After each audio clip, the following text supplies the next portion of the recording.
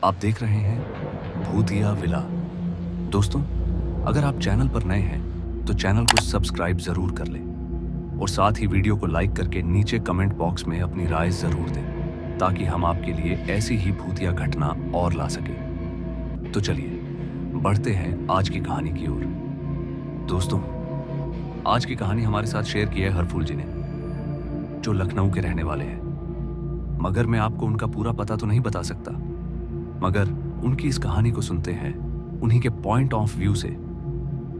दोस्तों, कहानी शुरू होती है जून महीने के 4 तारीख की रात में, जब गर्मियों के समय लगातार ट्रेन चलते रहने के कारण गर्मी ने ट्रेन के डिब्बों को इतना गर्म कर दिया था कि अंदर बैठे सभी पैसेंजरों की हालत खराब होने लगी थी। इसलिए मैं ट्रेन की बर्थ छोड़कर ट्रेन के गेट पर जाकर खड़ा हो गया ताकि गर्मी से कुछ राहत मिल सके। वैसे तो सूरज ढलते ही तापमान में गिरावट आ गई थी, मगर अभी भी गर्मी लगभग उतनी ही थी और गला अभी भी सूख ही रहा था और मेरी बोतल का पानी खत्म हुए 2 घंटे बीत चुके थे। ट्रेन में पिछले 2 घंटों से ना तो कोई पानी बेचने वाला आया था और ना ही ट्रेन किसी ऐसी जगह पर रुकी जहां पानी मिल सके। खैर, किसी तरह वक्त बीतता रहा और जब रात के 1 बजे तो हमारी ट्रेन एक स्टेशन पर रुक गई थी। वैसे तो यह ट्रेन का स्टॉपेज नहीं था, मगर किसी दूसरी ट्रेन को आगे जाने के लिए ज्यादा जल्दी थी, जिस वजह से हमारी ट्रेन उस दूसरी ट्रेन को पास देने के लिए वहां पर रुक गई थी।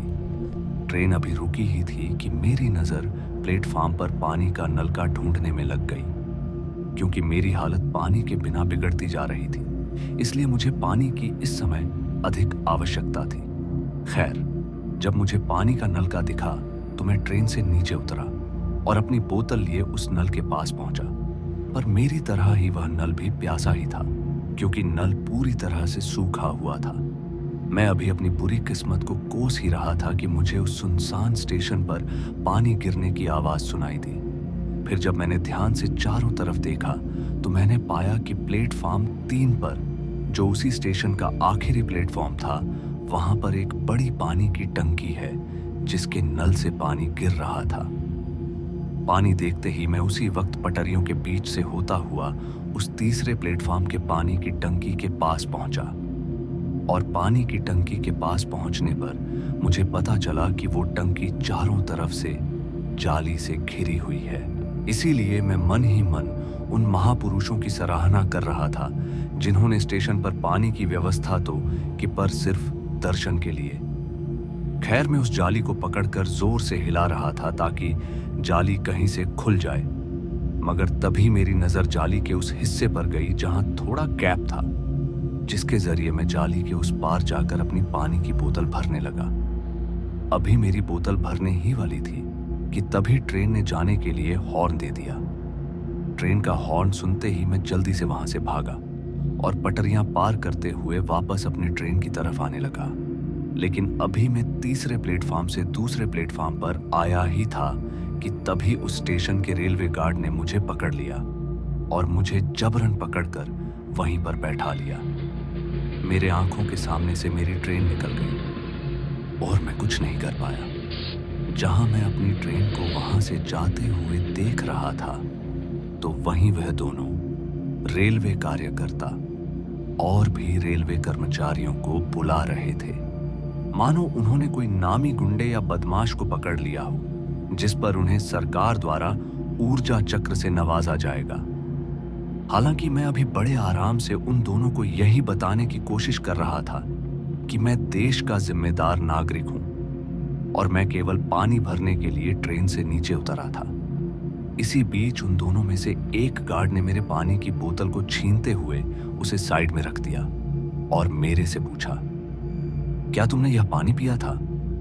इस पर मैंने कहा, नहीं, अभी तक तो नहीं पिया, मगर आप ऐसा क्यों पूछ रहे हो? इस पर उस गार्ड ने एक बार फिर से अपना सवाल रिपीट करते पूछा, चुपचाप सही सही बताओ। मगर मैं इस बार थोड़ा डर गया, जिस वजह से मैं थोड़ा हकलाते हुए बोला, सच्ची में मैंने पानी नहीं पिया है। मैंने अभी इतना कहा ही था कि उनके वायरलेस मोबाइल पर किसी दूसरे गार्ड ने बड़ी ही डरी हुई आवाज में कहा कि वहां से जल्दी निकलो, वह आ रहे हैं। मैसेज के मिलते ही वो दोनों गार्ड बहुत ज्यादा डर गए और मेरा हाथ पकड़ते हुए बोले, जल्दी चलो, हमारे साथ आओ। और फिर मुझे स्टेशन से कुछ दूर बने रेलवे चौकी में ले आए। उस रेलवे चौकी के चारों तरफ फेंसिंग लगी हुई थी, मतलब कि जाली लगी हुई थी। उस चौकी में 3 और लोग मौजूद थे जो परेशान दिखाई पड़ रहे थे, और मैं अभी चौकी के अंदर आया ही था कि उनमें से एक रेलवे गार्ड, जो शायद उनमें से सीनियर था, वो खुद टेबल पर अपना हाथ जोर से पटकते हुए बोला कि इन जैसे मूर्खों के चक्कर में किसी रात अपनी जान भी जाएगी, जब उन्हें पता है कि रात के वक्त यहाँ कितना खतरा है। हम कब तक अपनी जान जोखिम में डालकर लोगों को बचाते रहेंगे। उस रेलवे ऑफिसर का गुस्सैल चेहरा देखकर मुझे यह समझने में देर नहीं लगी कि मामला सच में बहुत गंभीर है। पर क्या, यह अभी पता चलना बाकी था। मगर तभी चौकी की खिड़की से बाहर की ओर झांकता हुआ एक गार्ड बोला, वह आ गए। उसके इतना कहते ही बहुत जोर से आवाजें आने लगी। उन आवाजों से ऐसा लग रहा था कि वह फेंसिंग यानी कि जाली को तोड़ने की कोशिश कर रहे हैं। और देखने के लिए जब मैंने उस खिड़की से झांका तो मैंने देखा कि चौकी के बाहर जाली पर बहुत ही अजीब से लोग लटके हुए हैं और किसी तरह वे चौकी के अंदर आना चाहते हैं। उन सारे लोगों के चेहरे काले दिखाई पड़ रहे थे, यहां तक कि हाथ पैर और आंखें भी काली पड़ चुकी थी। वह सारे लोग इतने डरावने लग रहे थे कि मैं चौकी के भीतर खड़ा अपने आप कांपने लगा था। मैं अभी बाहर देख ही रहा था कि तभी वह सारे लोग जो जाली पर लटके हुए थे काला धुआं बनकर हवा में उड़ गए। उनके जाते ही कुछ पल के लिए वहां खामोशी छा गई और फिर कुछ देर के बाद एक गार्ड बोला, अभी के लिए खतरा टल गया है। फिर जब मैं उस गार्ड से पूछा कि आखिर वो सब क्या था, तो इस पर वह बोला, यह तो हमें भी नहीं पता, और ये जो कुछ भी तुमने देखा उसका जिम्मेदार वह पानी की टंकी है, जिसमें से पानी जैसा दिखने वाला चीज निकलता है, मगर वो पानी नहीं है। जिसने वह पानी पिया वह हमेशा हमेशा के लिए यही इसी जगह पर रह गया। अभी जो तुमने उन हैवान जैसे लोगों को देखा, दरअसल वो भी तुम्हारी तरह यात्री थे, जिन्होंने गलती से उस टंकी का पानी पी लिया था और पानी पीते ही वह वैसे बन गए। मगर प्रशासन ने उस पानी की टंकी को तोड़वा दिया था, लेकिन ना जाने कैसे वो टंकी सूरज ढलते ही फिर से अपने आप ही बन जाती है। हालांकि प्रशासन ने उस टंकी के चारों तरफ जाली भी लगवा दी ताकि भूल से भी कोई पानी ना पी ले, लेकिन पता नहीं कैसे कोई ना कोई उस टंकी का पानी पी लेता है। यहाँ पर ट्रेन तो नहीं रुकती है, पर ना जाने कहीं ना कहीं से लोग यहाँ पर पहुंच ही जाते हैं, जिसके चलते हमें यहाँ पर तैनात किया गया है ताकि वक्त रहते ही उसे बचा लिया जाए।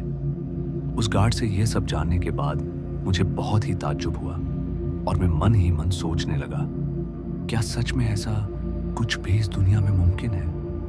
खैर, ये सब सोचते ही मैं रात को उसी चौकी में सो गया, और फिर जब सुबह हुई तो मैं वहां से निकल ही रहा था तो मैंने देखा कि वो टंकी जिससे मैं रात को पानी पीने वाला था, वहां अब टंकी की जगह सिर्फ लोहे की जाली लगी है। उस जाली के दूसरी तरफ उस टंकी का कटा हुआ हिस्सा ही मुझे दिखाई दे रहा था, जिससे यह साफ हो गया था कि दुनिया में ऐसी बहुत सी रहस्यमयी चीजें हैं जो हमारी छोटी सोच से कहीं बड़ी हैं, जिन्हें अगर हम ना जानना चाहे तो ही हमारे लिए बेहतर है। तो दोस्तों, आज की इस कहानी में बस इतना ही, और मैं आपका दोस्त जल्द मिलूंगा एक ऐसी ही और डरावनी कहानी के साथ। धन्यवाद।